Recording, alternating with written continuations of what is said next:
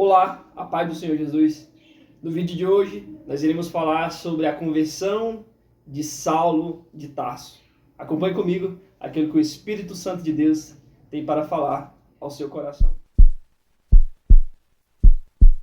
Sem dúvida, essa é uma das conversões mais marcantes que nós temos registrado na Bíblia Sagrada. Porque Saulo de Tarso, posteriormente nomeado como Paulo, ele foi o responsável por sistematizar toda a doutrina do cristianismo, como nós conhecemos hoje, em suas cartas pastorais, cartas das prisões. Então nós vemos que um conteúdo extraordinário diante da revelação de Cristo Jesus em cima das Sagradas Escrituras, porque Paulo foi um homem formado, aos pés de Gamaliel. Então, um homem que tinha um conhecimento de toda a Sagrada Escritura de maneira aprofundada.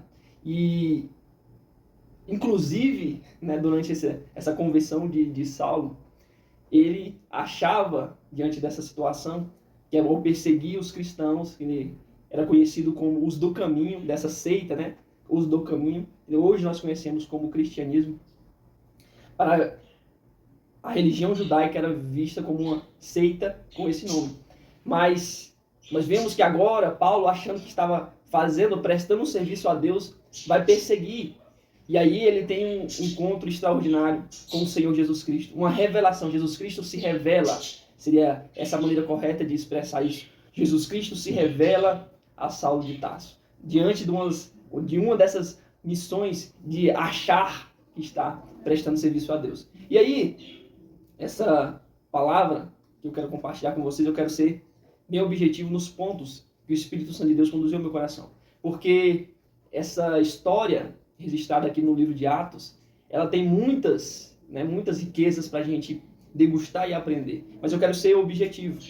Você também tem essa liberdade com o Espírito Santo de Deus de poder ler a palavra de Deus e de poder ter esse privilégio de buscar essa revelação nas Sagradas Escrituras. Essa é a recomendação primordial para qualquer cristão. A buscar diretamente na fonte, muito mais do que talvez você vê um vídeo rápido, mas o que realmente constitui um cristão firmado na rocha é essa busca direta na palavra de Deus, na revelação de Jesus Cristo por meio das Sagradas Escrituras. Vamos ler aqui a referência em Atos, capítulo de número 9. Vou ler apenas o versículo 17, que vai nos dizer assim: Então Ananias entrou na casa e, impondo-lhe as mãos, disse: Irmão Saulo, o Senhor Jesus, que te apareceu no caminho por onde vinhas, me enviou para que voltes a ver e sejas cheio do Espírito Santo. E esse Saulo, agora cheio do Espírito Santo, vai iniciar essa obra maravilhosa que até hoje nós estamos colhendo fruto dessa obra de Jesus Cristo através da vida de Saulo como um instrumento. Posteriormente, o apóstolo Paulo, apóstolo aos gentios. Então, o que aconteceu até chegar a essa palavra que nós acabamos de ler? Então, Saulo, como eu falei no início, ele estava perseguindo aqueles que eram da seita para os judeus do caminho. Eles consideravam aqueles que seguiam os discípulos de Cristo como a seita do caminho. E aí ele vai pegar cartas dos principais das sinagogas, ou seja, dos líderes ali religiosos, do sacerdócio, para perseguir onde quer que estivessem essas pessoas, esses cristãos que nós conhecemos hoje. Que somos nós, claro, que acreditamos em Cristo Jesus, discípulos de Cristo. Ele vai pegar carta dos principais das sinagogas e vai então perseguir por onde quer que estivessem esses cristãos. Então eles vão agora, nesse momento, esse cenário em que Saulo tem um encontro com Cristo Jesus, em que Cristo Jesus se revela a Saulo de Tarso. Em uma dessas expedições, ele vai então em direção a Damasco. Então ele pegou carta e ali, em direção a Damasco, chegando próximo a Damasco, ele vai ser aproximadamente ao horário de meio-dia, ou seja, na hora do sol mais quente. Imagina um sol do deserto ao meio-dia. Então nós temos essa experiência no Brasil, nas regiões áridas do nosso país, onde o sol é escaldante. Imagine esse sol escaldante ao meio-dia. Então, Saulo está ali chegando em Damasco para perseguir, prender e até matar aqueles que confessavam o nome de Jesus Cristo. ele tem um encontro com Jesus. Ele então está com sua comitiva. E essa luz, ele tem um encontro com a luz do mundo. Essa luz que irradia sobre Saulo, que ele chega ao ponto de ficar cego, uma luz mais brilhante do que a luz do sol. Esse foi o esplendor da revelação de Cristo glorificado. Uma luz que supera a luz do fulgor do sol, ou seja, o sol no seu maior brilho. Essa luz de Jesus Cristo diante de Saulo, Saulo então cai por terra.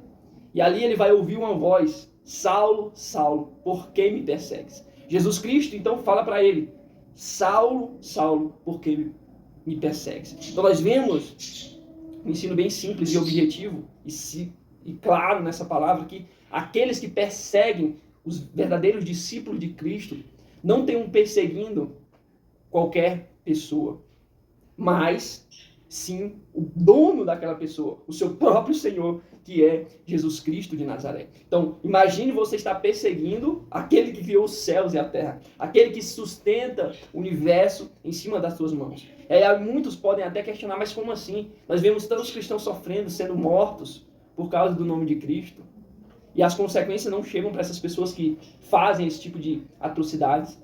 Mas nós não podemos esquecer que aquele, o juiz de toda a terra, aquele que é eterno, ele há de requerer no grande dia, esse dia do Senhor, o grande juízo final. Ainda que essa terra, nós passamos por esse tipo de provações, tipo de perseguições, esse tipo de talvez de injustiça, a justiça verdadeira ela será requerida naquele grande dia, em que o Senhor Jesus assentado no seu trono, que veio como a primeira vez, a primeira vinda, como amor a se entregar pela humanidade, virá como juiz para julgar aqueles que creram no seu nome, como também aqueles que o rejeitaram. E aqueles também que perseguiram o próprio Jesus Cristo. Como nós vimos aqui, aquele que persegue a igreja de Cristo, os discípulos verdadeiros de Cristo, estão perseguindo o próprio Jesus. E aí Jesus, voltando aqui à história, que Saulo cai cai por terra, diante daquele esplendor, daquela glória, daquela luz que brilhava mais que o sol, do meio-dia no deserto. Ele vai cair e ouvir uma voz. Aqueles que estavam com ele não ouvem essa voz, mas apenas talvez um som, e não conseguem discernir ali, e nem enxergar, porque Saulo estava ali conseguindo ver o próprio Jesus. E aí ele vai perguntar para Saulo: quem és, Senhor? E o Senhor vai responder: eu sou a Jesus, a quem tu persegues. Agora levanta-te, entra na cidade, lá te será dito o que te convém fazer.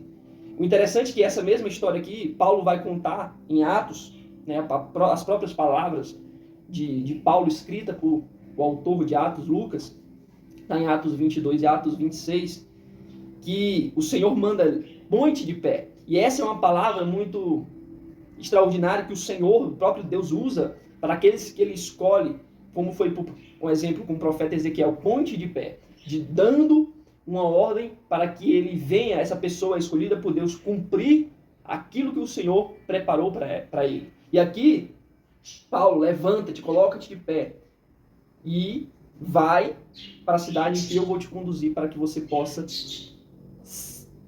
ser aquilo que eu tenho preparado para você. Então vai lá para a cidade de Damasco, no caso ele se estadiou, ficou hospedado na cidade de Damasco, na rua chamada Direita, e na casa de Judas. E como nós sabemos disso, na ordem que Deus vai dar para quem? Para Ananias. Então o Senhor vai aparecer para Ananias, o próprio Senhor, dando uma ordem para Ananias ir para a cidade de Damasco, na rua chamada Direita, na casa de Judas, que lá tinha um homem chamado Saulo, de Tarso, da cidade de Tarso. Então ele viu o próprio Saulo, diante ali daquele momento que ele estava ali de jejum e oração durante 3 dias, sem beber, sem comer, diante desse encontro maravilhoso da revelação de Jesus Cristo de Nazaré. Ele dá uma ordem: vai, Ananias. Ele te viu numa visão que um homem chamado Ananias impunha as mãos sobre eles para que ele tornasse a ver. E aqui foi o texto que nós lemos, que Ananias chega diante de Saulo: irmão Saulo, o Senhor Jesus me enviou até a ti. Impõe as mãos sobre Saulo, e Saulo volta a ver. E é cheio do Espírito Santo. Saulo é cheio do Espírito Santo. E aqui, como eu falei, os ensinos são muitos, mas eu quero focar dentro daquilo que o Espírito Santo de Deus conduziu ao meu coração, sendo bem objetivo. Uma frase interessante que encaixa nessa conversão de Saulo, de Martim Lutero, que ele diz assim que Deus cria a partir do nada. Portanto, enquanto o homem ele não se reduzir a nada, Deus não pode fazer nada com ele. Então aqui Saulo, que estava perseguindo a igreja por meio ali das suas próprias convicções, sem conhecer ainda Jesus Cristo, ele estava fazendo de acordo com a sua própria vontade. E agora, quando ele tem um encontro com Jesus, ele se reduz o quê? Se reduz a nada. E nem fazer uma atividade simples, que era entrar dentro da cidade, ele conseguiu. Ele teve que ser conduzido pelas pessoas que estavam acompanhando, conduzido pela mão para a cidade. Porque nem isso, essa atividade mais simples, ele conseguiu fazer. Então, quando nós, trazendo aqui a aplicação espiritual, né, dessa história que nós acabamos de explanar aqui, nós precisamos, o homem, para que Deus possa gerar uma nova criatura em nós, ser, né, usados como vasos escolhidos por Deus, nós precisamos nos reduzir a nada. Porque Deus ele só pode criar algo em nós a partir do nada, a partir do momento que nós nos esvaziamos de nós mesmos, das nossas próprias convicções, das nossas próprias vontades, para que Deus venha agir em nós e através de nós. Então foi isso que aconteceu com Saulo de Tarso. E o que nós podemos tirar dessa história da conversão de Saulo? Aplicação bem prática e objetiva. Como eu falei, são muitos ensinos dentro dessa história, mas eu quero ser bem pontual e objetivo. O primeiro, reconhecer o senhorio de Cristo. Olha o que é que Paulo vai dizer para Jesus Cristo, quando Jesus Cristo aparece naquela luz diante dele, naquele esplendor glorioso diante dele. Senhor, quem és, Senhor? Quem és, Senhor? Ele ali já reconhece que há uma intervenção divina. Quem és, Senhor? Reconhecendo o senhorio de Cristo. O próprio Paulo vai escrever em Romanos 10:9, se você confessar Jesus Cristo como Senhor e crer em seu coração que Deus o ressuscitou dos mortos, você será salvo. Então, o grande primeiro ponto, a grande primeira característica de alguém que teve um encontro com Jesus. Então, vamos lá. Vou passar 3 pontos, 3 características daqueles que tiveram um encontro verdadeiro com Jesus. O primeiro é reconhecer, claro, Jesus Cristo como o Senhor. E saber as implicações que isso significa. Porque ser Senhor, na época em que o Novo Testamento foi escrito, o mundo vivia num contexto histórico de escravidão. Então, o Senhor, que era o dono daquela pessoa, daquele escravo, ele era o próprio dono. Então, aquele escravo estava ali servindo o seu Senhor 24 horas por dia. De prontidão a servir o seu Senhor. Então, ele era o próprio dono daquele Senhor. Então, quando nós já vamos para o segundo ponto, entender, não apenas reconhecer, não apenas falar com lábios de maneira vazia e não viver isso. Entender, falar e compreender. O que significa Jesus Cristo ser o Senhor da minha vida? Significa que Ele é o meu dono. Significa que eu não faço mais as minhas próprias vontades, mas faço a vontade daquele que é o meu dono, daquele que é o meu Senhor. E aí implica o segundo ponto, daquele que realmente teve um encontro com o Senhor Jesus Cristo, que é estar submetido à sua vontade. Olha o que Paulo, aqui dentro da aplicação simbólica dessa história de conversão. Paulo, ele, diante da glória do Senhor, ele cai por terra e fica cego, ele não enxerga nada, ele é conduzido por outras pessoas, ou seja, aquele que tomava a frente, tomava ali a situação para atacar os cristãos, agora ele está vulnerável até a atividade mais simples, que era entrar dentro da cidade, que ele iria entrar para matar, para perseguir, para encarcerar, para prender e levar a Jerusalém. Agora ele não consegue nem entrar, ele tem que ser conduzido por outro. E aí o ensino, né, claro, simbólico dentro disso, do espiritual, é o que? A submissão. Você está submetido, você é dependente, igual uma criança. Ela precisa o que dos seus pais para tudo, para banhar, para se alimentar. Então isso é o que? Submissão. Submissão no sentido mais, vamos dizer, literal da palavra. Está dependendo do outro. E também o submisso no sentido de respeito, de reconhecer, que essa que é a palavra que realmente nós vamos aplicar no sentido de reconhecer o Senhor de Cristo. É o que está submetido, está o respeito devido ao Senhor, o temor devido ao Senhor. Porque reconhecer que Ele é o meu dono e eu estou submetido à sua própria vontade. O que infelizmente tem acontecido é o quê? Beleza, eu confesso com os meus lábios que Jesus é o Senhor, que Jesus é Senhor, mas a minha vida ela é totalmente incongruente com aquilo que eu professo.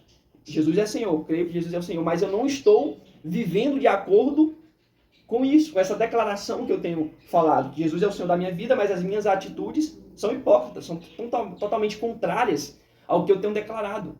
Senhor, Jesus é o meu Senhor, mas a minha vida está totalmente indo de acordo com o que eu quero, com o que eu desejo. Não o que o Senhor quer para mim, mas o que talvez o outro quer, o que o mundo quer que eu faça, o que os meus amigos querem que eu faça, o que a minha família quer que eu faça. E não o que o Senhor, o principal, quer que eu faça, o que o Senhor Jesus Cristo quer que eu faça. Porque Paulo, ele estava fazendo aquilo que a religião judaica acreditava. Que tudo aquilo que no caso, todos os aspectos que nós conhecemos de Jesus, até o próprio Jesus, foi morto por isso. Eles acreditavam que isso, né, ainda mais confessar o Senhor, era o quê?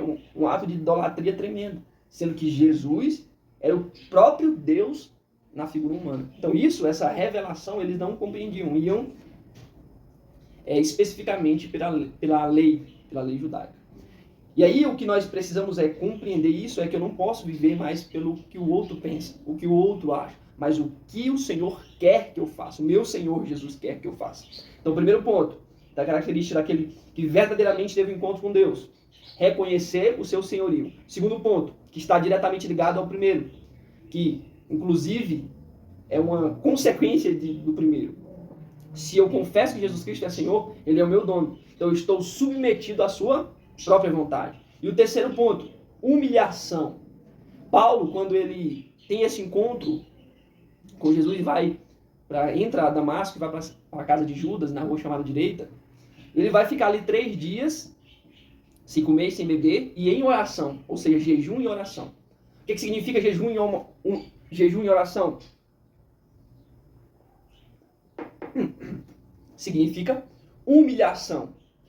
Não que muitos acham, ou tem uma interpretação errada disso. Assim como os fariseus. Então os fariseus se achavam melhor do que as outras pessoas, porque ele jejuava 2 vezes por semana, ele orava todos os dias. Então o jejum não é significado que você é mais santo que outras pessoas. Inclusive, tem uns, né, é o pior ainda, que acha que não estou em pecado, então não preciso jejuar.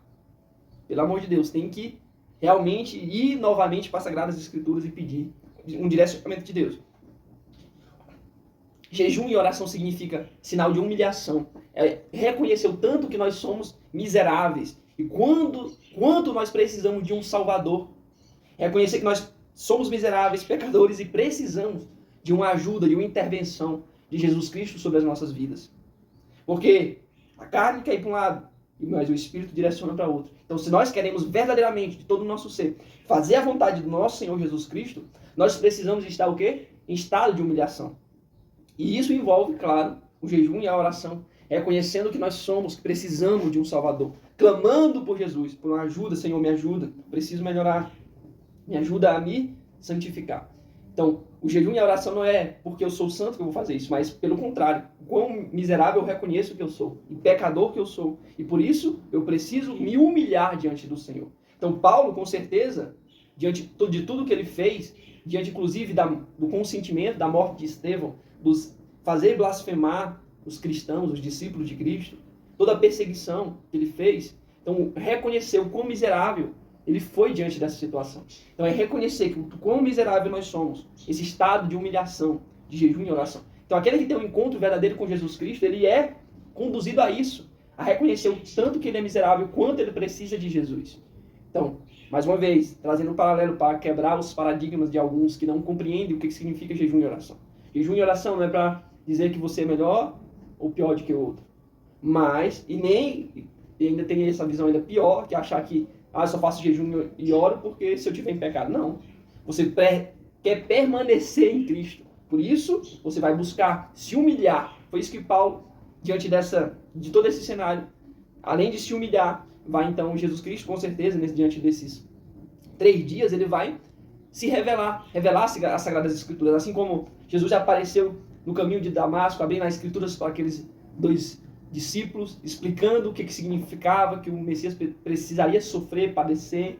Então, nesses 3 dias, com certeza, Jesus Cristo está revelando dentro das Sagradas Escrituras, que ele é o Messias, o enviado, o próprio Deus Criador dos céus e da terra. Então aqui é outro ponto, né? Que a oração, a humilhação, o jejum e a oração, ele precisa de quê? Para conhecermos, entender a revelação das Sagradas Escrituras. Porque conhecer a Cristo, ter essa revelação, os olhos aqui, mais um significado, que as escamas de Paulo caem sobre os seus olhos, que ele ficou cego durante esses 3 dias. Quando Ananias coloca a mão sobre ele, as escamas dos seus olhos caem. Então nós precisamos desse estado de humilhação para o quê? Para as escamas dos nossos olhos cair. Porque Satanás, ele consegue cegar. E o coração fica como que uma pedra, duro, cheio de trevas, cheio de rancor. Tudo que fala é palavras ao vento, sem qualquer sabedoria. Então isso vem de uma pessoa que totalmente não conhece a Jesus Cristo. E nós precisamos nos humilhar e submeter ao senhorio de Cristo. Que a graça e o amor de nosso Senhor e Salvador Jesus Cristo seja na minha e na sua vida. Amém.